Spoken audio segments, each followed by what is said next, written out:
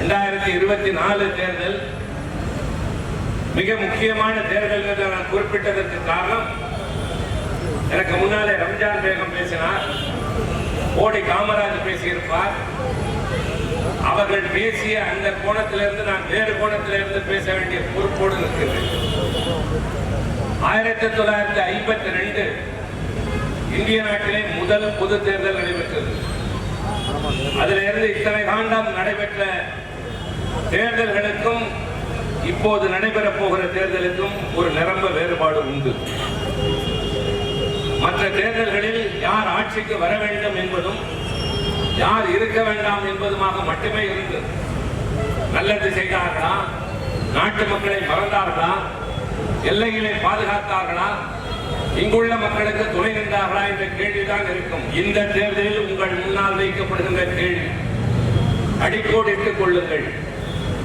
எதிர்காலத்தில் இந்தியா ஒரு ஜனநாயக நாடாக இருக்க போகிறதா, எதேச்சாதிகார நாடாக இருக்க போகிறதா? நாடாளுமன்ற ஜனநாயகம் தொடரப் போகிறதா, அல்லது ஒற்றை தலைமை என்ற அதிபராட்சி முறையை நோக்கி போக போகிறதா என்ற கேள்வி உங்கள் அத்தனை பேருடைய மனதிலும் வந்தார்கள். நான் சொல்வது கொஞ்சம் கனமாக உங்களுக்கு தெரியும். கேள்வி, யூ வாண்ட் டெமோக்ரசி ஆர் ஆட்டோக்ரசி? இது மற்றவர்களுக்கு சொல்ல வேண்டிய ஒன்று. ஜனநாயகம் இருந்தால் இது போல கூட்டங்கள் நடக்கும். ஜனநாயகம் இருந்தால் அரசாங்கத்தை விமர்சிக்க முடியும்.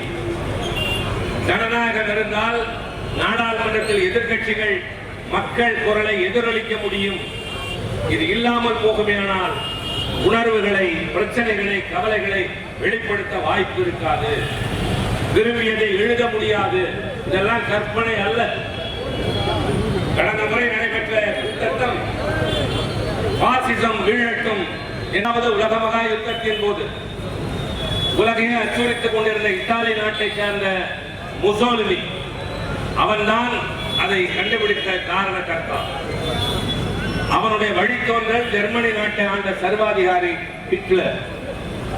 சரி, இந்த ரெண்டு பேருக்கும் அதுல என்ன அந்த தத்துவம் என்று கேட்டால், மக்கள் முக்கியத்துவம் படைத்தவர்கள் அல்ல, அரசாங்கம் தான் முக்கியம் என்று சொல்லுவார். மராட்டியத்திற்கு போனால் மொழி வேறு, பண்பாடு வேறு. மேற்கு வங்காளத்தில் விழாக்கள் வேறு, அவருடைய செயல்முறைகள் வேறு, எல்லாம் வேறு வேறாக இருக்கும். ஆனால் மொழிகள் வேறு, பண்பாடுகள் வேறு, உடை வேறு, உணவு வேறு. ஆனால் நாம் அனைவரும் இந்தியர்கள் என்ற அடிப்படையில் ஒன்று சேர்ந்து நிற்கிறோம். அவ்வளவுதான். யாரும் தனித்தன்று இழப்பதில்லை.